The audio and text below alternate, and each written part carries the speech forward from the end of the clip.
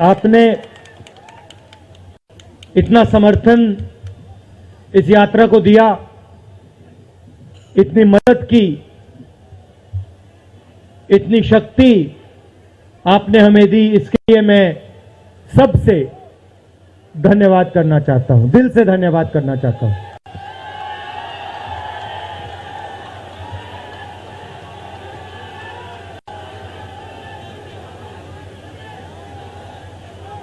इस यात्रा का लक्ष्य भारत को जोड़ने का है।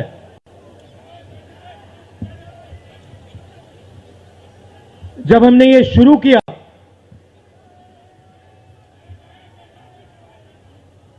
कन्याकुमारी में यात्रा शुरू की,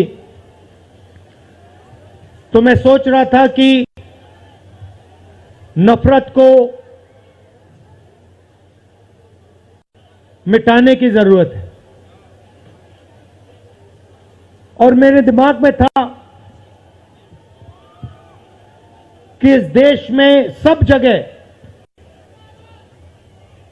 नफरत फैली हुई है। मगर जब मैंने चलना शुरू किया तो सच्चाई बिल्कुल अलग थी। मैंने मीडिया के बारे में कहा, शुरुआत में कहा कि हमारे दोस्त हैं,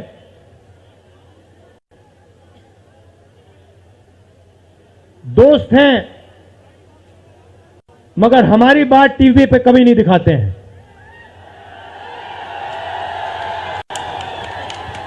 और वो तो तब भी ठीक है, वो ठीक है, हमारी बात नहीं उठाएं तो ठीक है, कोई प्रॉब्लम नहीं है। मगर ये एक और काम करते हैं, इनकी गलती नहीं है। देखिए, ये जो यहां खड़े हैं, इनसे गुस्सा मत होइए, इनकी गलती नहीं है। देखिए, मुस्कुरा रहे हैं, ये जानते हैं लगाम लगी हुई है, पीछे से लगाम लगी हुई है। मगर इनके जो चैनल हैं, ये भी नफरत फैलाने का काम करते हैं। 24 घंटा हिंदू मुस्लिम, हिंदू मुस्लिम, हिंदू मुस्लिम, हिंदू मुस्लिम, हिंदू मुस्लिम। ये सच्चाई नहीं है भाइयों और बहनों। मैं चला हूं कन्याकुमारी से यहां तक, ये सच्चाई नहीं है। ये मीडिया में चलाया जाता है, फैलाया जाता है। ये देश एक है। इन सड़कों पे लाखों लोगों से मिला हूं, सारे के सारे एक दूसरे से मोहब्बत करते हैं, प्यार करते हैं, गले लगते हैं।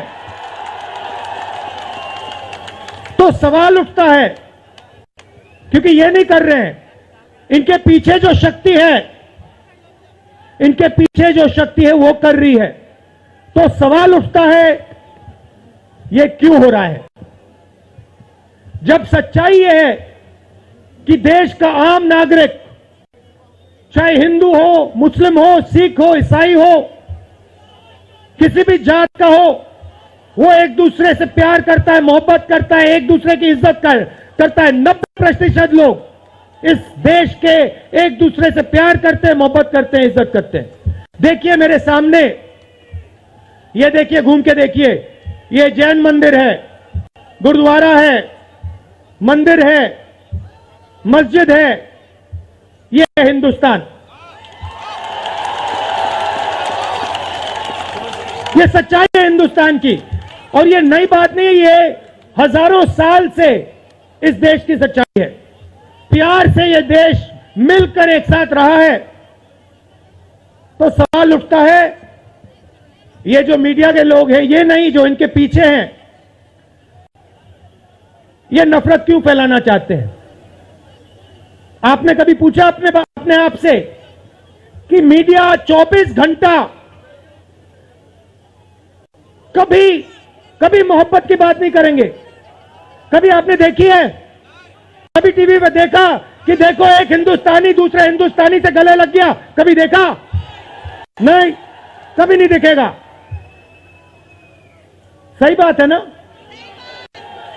सही बात। कभी नहीं दिखेगा। इसका कारण है भाइयों और बहनों, मैं आपसे पूछना चाहता हूं, आप में से किसी का कभी जेब काटा गया है? आपका जेब काटा गया? आपका जेब काटा गया? तो जब जेब काटा जाता है, आपका काटा गया ना, तो जब कोई आपका जेब काटता है तो वो क्या करता है? सबसे पहले उसे क्या करना पड़ता है? नहीं नहीं नहीं, ब्लेड तो बाद में आता है, मगर पहले क्या करता है? पहले वो आपके ध्यान को इधर करता है, आपके ध्यान को लेकर उधर ले जाता है। भाइयों और बहनों, ये जो करा जा रहा है आपके ध्यान को हटाने के लिए किया जा रहा है, और ये 24 घंटा करते हैं और फिर आपकी जेब काटी जाती है। बढ़िया बढ़िया, क्योंकि सच्चाई है। 24 घंटा हिंदू मुस्लिम, हिंदू मुस्लिम, हिंदू मुस्लिम, और फिर जो भी आपका पैसा है, किसानों का, मजदूरों का, आपके एयरपोर्ट, आपके पोर्ट, आपकी सड़कें,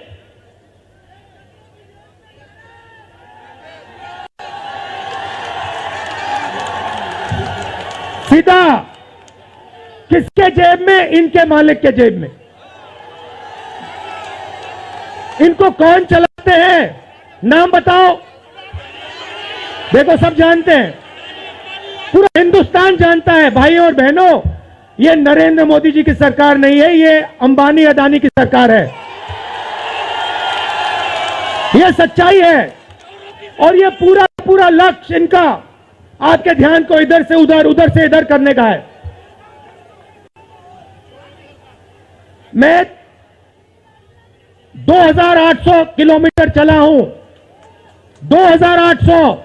मुझे कहीं नफरत नहीं दिखी, कहीं हिंसा नहीं दिखी, कहीं मारपीट नहीं दिखी, मगर जब मैं इनका टेलीविजन खोलता हूं, 24 घंटे मुझे मारपीट, हिंसा, नफरत दिखाई देती है।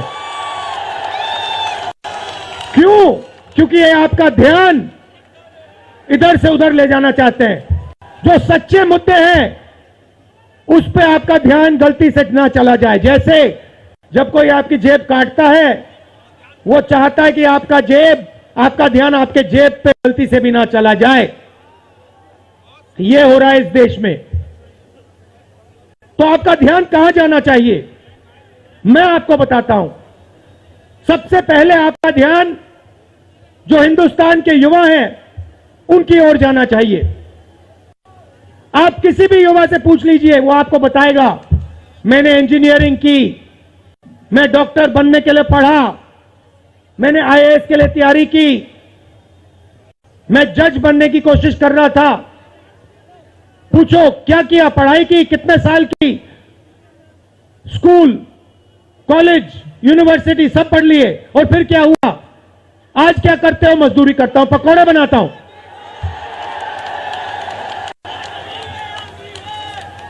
बेरोजगारी क्यों आई? मैं आपको बताता हूं। और जो हमारे छोटे व्यापारी हैं, जो स्मॉल और मीडियम बिजनेस चलाते हैं, आप अच्छी तरह सुनिए, क्योंकि आप इस देश के भविष्य हो। अगर इस देश को कोई रोजगार दे सकता है तो इस देश का किसान और ये जो छोटे व्यापारी हैं और स्मॉल और मीडियम बिजनेसेस चलाते हैं, ये लोग हैं। क्यों? क्योंकि ये लाखों हैं,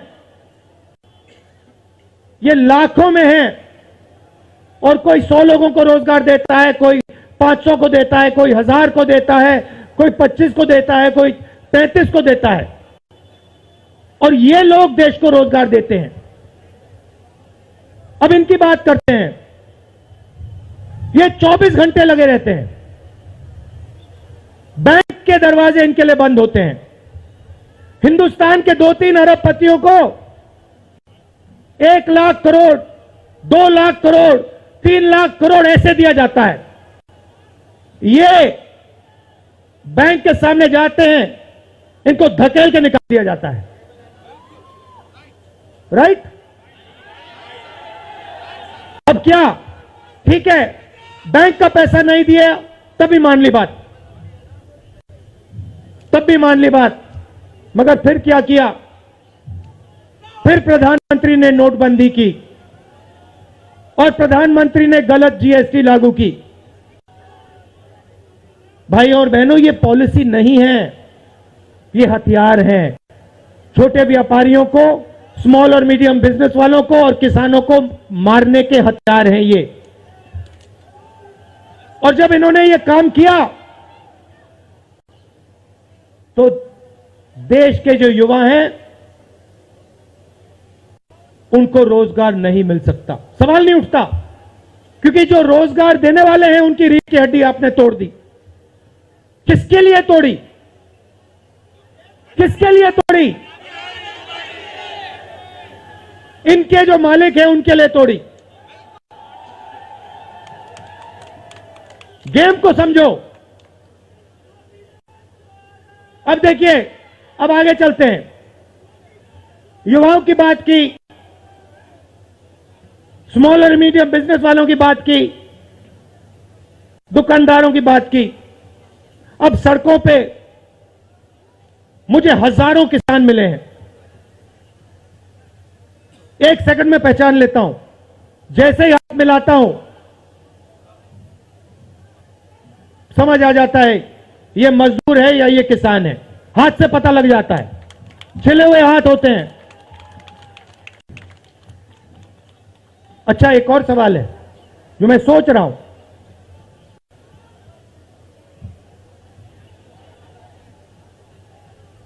प्रेस वाले ने मुझे पूछा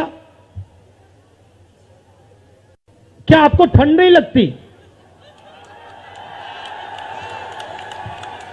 और मैंने सोचा ये मुझसे पूछ रहे हैं, हिंदुस्तान के किसान से क्यों नहीं पूछते? ये हिंदुस्तान के मजदूर से क्यों नहीं पूछते? ये हिंदुस्तान के गरीब बच्चों से क्यों नहीं पूछते?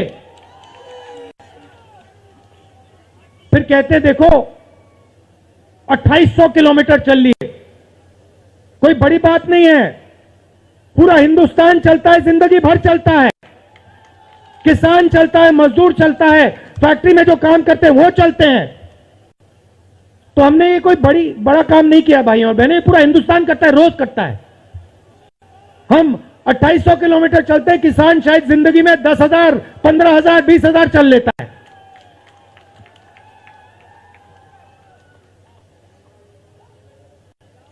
तो मैं चाहता हूं कि ध्यान सही जगह जाए। अब बीजेपी ने धर्म की बात उठाई है, हिंदू धर्म की बात करते हैं। मैं आपसे पूछना चाहता हूं, हिंदू धर्म में कहां लिखा है कि गरीबों को, कमजोर लोगों को कुचलना चाहिए? कहां लिखा है? कहां लिखा है कि कमजोर लोगों को मारना चाहिए? कहां लिखा है मुझे बताओ। मैंने तो कहीं नहीं पढ़ा। मैंने गीता पढ़ी है, उपनिषद पढ़े हैं, कहीं नहीं पढ़ा मैंने।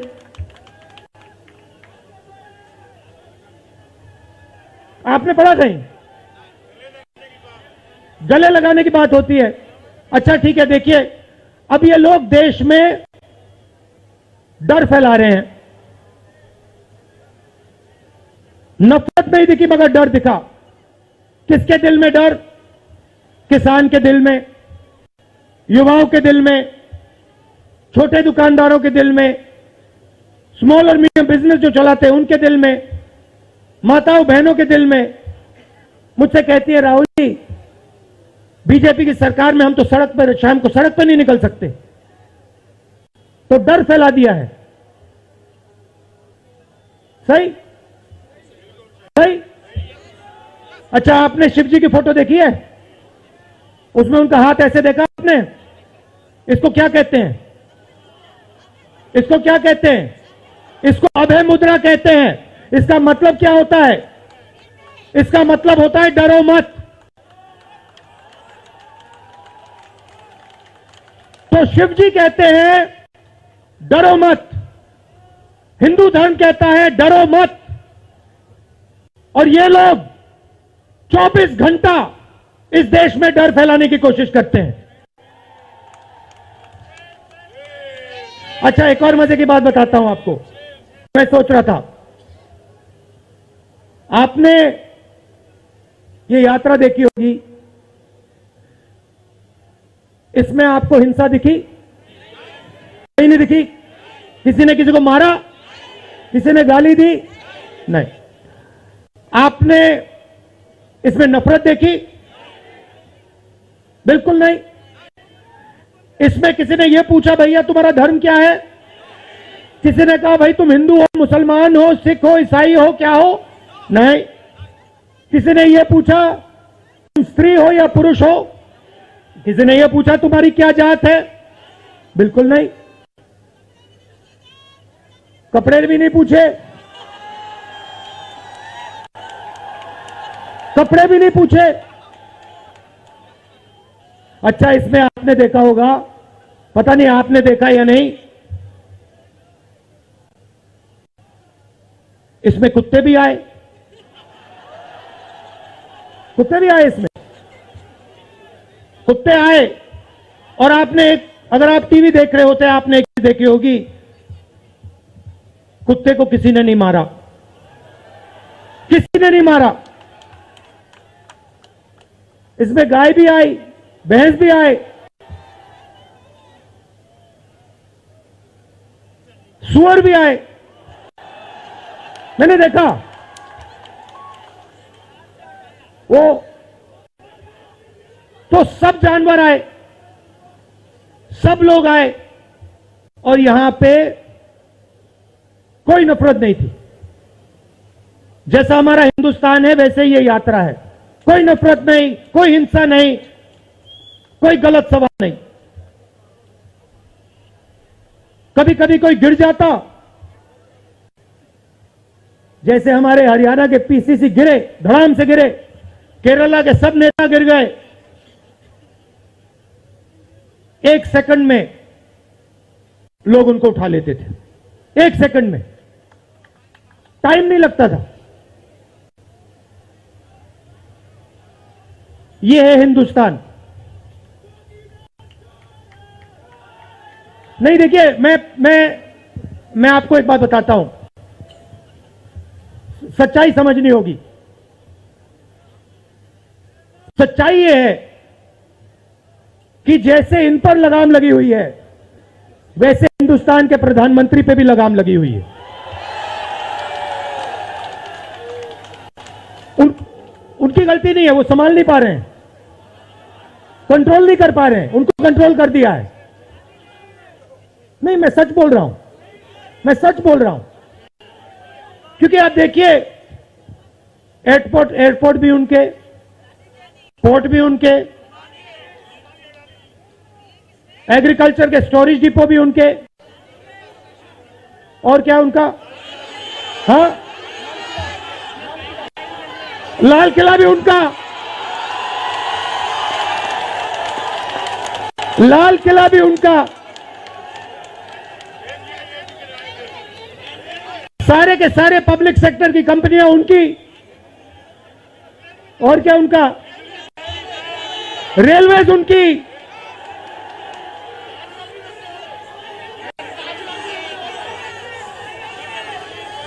अभी भाइयों और बहनों, ताजमहल भी चला जाएगा, तो सब कुछ उनका।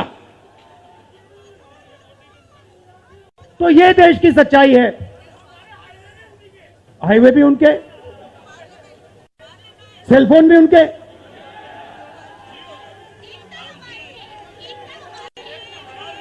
मगर सच्चाई हमारी। आप देखिए, मैं आपको बताता हूं, आपको मैं बताता हूं, अपनी कहानी बताता हूं। जब मैं राजनीति में आया, 2004 में आया, हमारी सरकार थी, चुनाव जीते थे, और ये प्रेस वाले 24 घंटा मेरी प्रशंसा करते थे। 24 घंटा राहुल गांधी, राहुल गांधी, राहुल गांधी, राहुल गांधी। फिर मैंने क्या किया, मैं चला गया भट्टा परसोल। नहीं सुनो, आपको समझना है ये है क्या। मैं भट्टा परसोल गया और मैंने किसानों का जो जमीन का मामला है उसको छेड़ दिया। और भाई और बहनों, जैसे ही मैंने किसानों का जमीन का मामला छेड़ा वैसे ही मेरे पीछे पड़ गए।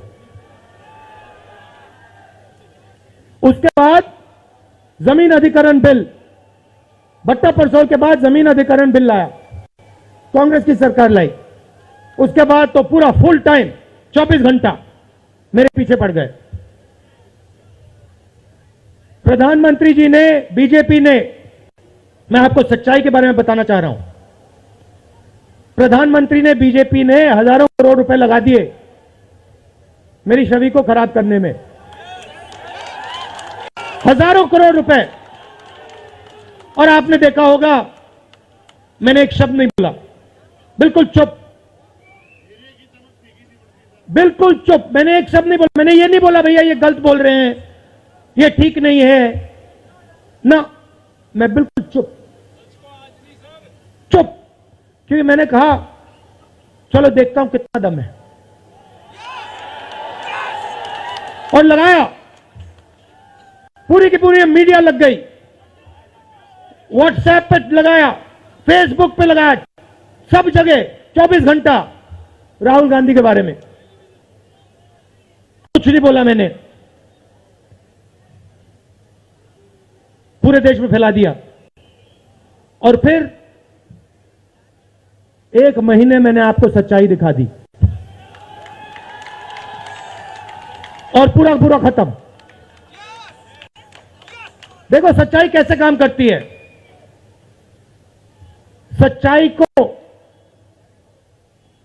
छुपाया नहीं जा सकता है, कहीं ना कहीं से सच्चाई बाहर आ जाती है। और ये यात्रा हिंदुस्तान को जोड़ने की है। क्यों? क्योंकि इस नफरत से, इस डर से हमारे प्यारे देश को नुकसान हो रहा है।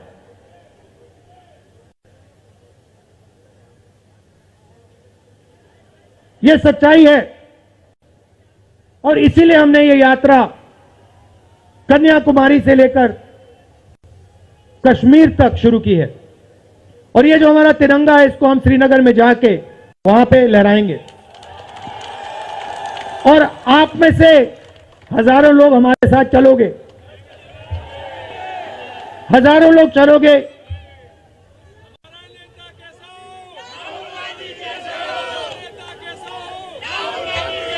तो भाई और बहनों देखिए, सच्चा मुकाबला दुनिया में, सच्चा मुकाबला चाइना और हिंदुस्तान के बीच में है। ठीक है, चाइना ने 2000 स्क्वायर किलोमीटर हमारी जमीन ले ली है।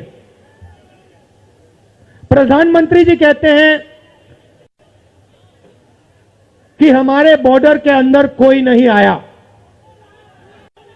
तो भैया प्रधानमंत्री जी अगर कोई नहीं आया तो हमारी सेना उनकी सेना के साथ 21 बार क्यों बात कर रही है? और हमारे जो सेना के लोग हैं, हमारे डिफेंस फोर्सेस के लोग हैं, वो क्यों कह रहे हैं कि चाइना ने हमारी जमीन ले ली है? मगर देखिए, कंपटीशन आर्थिक है, मुकाबला आर्थिक है। ये आपके जो सेलफोन है, ये आपके जो शर्ट है, जूते हैं, इसके पीछे आप देखिए, प्रेस वालों के जो कैमरा है इसके पीछे देखिए, उसके पीछे आपको लिखा दिखेगा मेड इन चाइना।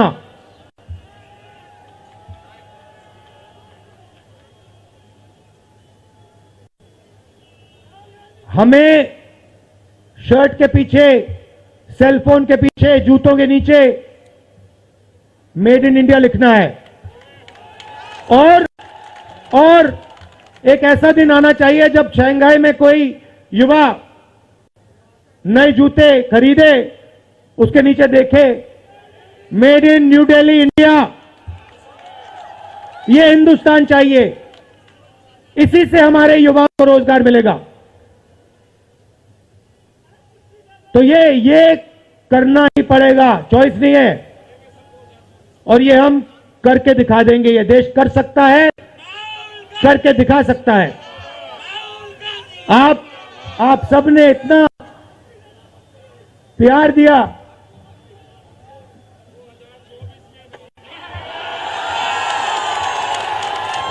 आपने इतना प्यार दिया। मैंने भाषण में राजस्थान में कहा था, आपके नफरत के बाजार में हम मोहब्बत की दुकान खोलेंगे। आपने लाखों दुकानें खोल दी हैं। आप सबका दिल से बहुत बहुत धन्यवाद। नमस्कार, जय हिंद।